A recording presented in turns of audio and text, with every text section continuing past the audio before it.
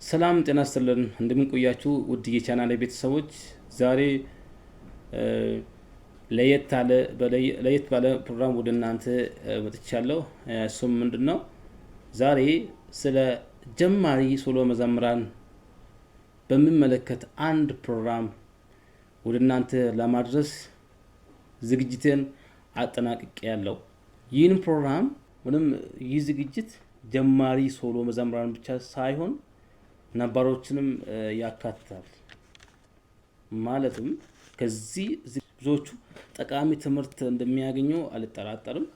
ያው ብዙ ነገር ታገኛላችሁ ብዬ አስባለሁ። ፕሮግራሙን ብትከታተሉ በጣም ትጠቀማላችሁ ብዬ አስባለሁ። እና ይህን ፕሮግራም ወደ እናንተ ለማድረስ የተገደድኩት መዝሙር የእግዚአብሔር ጸጋ ስጦታ ነው። መዝሙር የእግዚአብሔር ጸጋ ስጦታ ነው። እሱን አልጠራጠርም።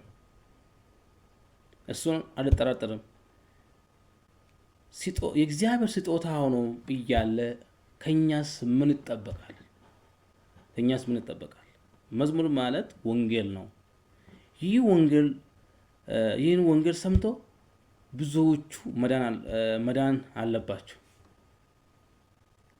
ይህን እኛ የምንዘምረውን መዝሙር ሰምተው ምን መሆን አለባቸው? መዳን አለባቸው። ስለዚህ ወንጌል ሲሰበክ ዓለም ትድናለች፣ ምድርም ትፈወሳለች።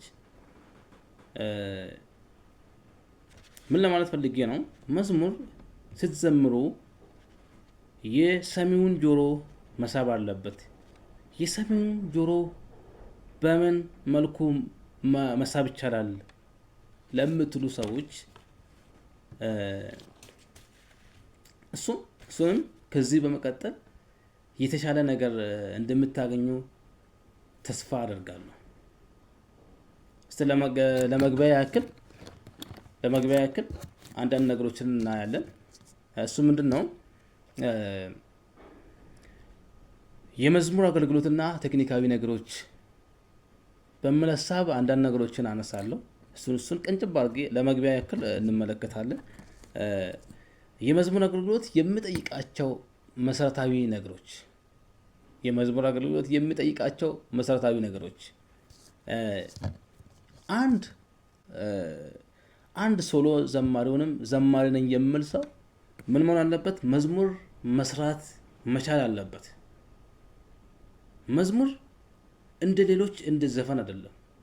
ምሳሌ አንድ ዘፋኝ ሲዘፍን ስራው ወይም ግጥሙ የሌላ ሰው ሆኖ እርሱ ብቻ ዜማውን ግጥሙን የሚገጥም ሌላ ነው፣ ዜማውን የሚያቀርብም ሌላ ነው።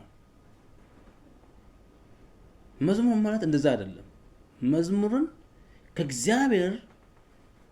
ወደ እግዚአብሔር ጸልየን የምናገኝ ጸጋ ነው።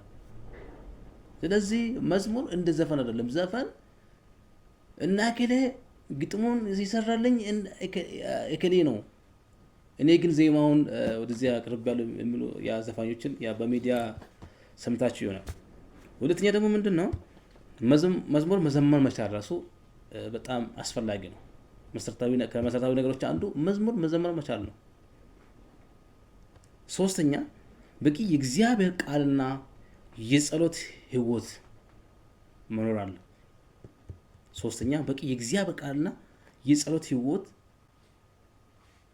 አለበት። አራተኛ ክርስቶስን የመምሰል ህይወት። አንድ አገልጋይ ወይም አንድ ሶሎ ዘማሪ ወይም አንድ ዘማሪ ምን መሆን አለበት? ከመሰረታዊ ነገሮች አንዱ አራተኛ ክርስቶስን የመምሰል ህይወት። አምስተኛ ሁለንተናዊ እድገት።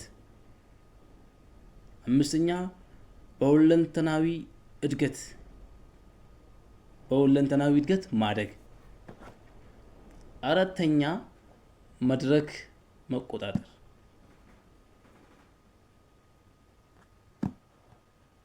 ስድስተኛ መድረክ መቆጣጠር። ለመግቢያ ይህን ካልኳችሁ ወደ 6 ነጥቦችን ዘርዝሬያለሁ።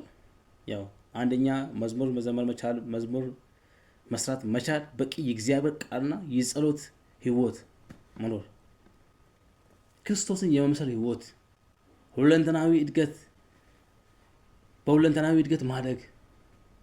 ይህን ነገር ካልኳችሁ በመቀጠል ስለ ድምፅ ቴክኒካዊ ነገሮችን እንመለከታለን።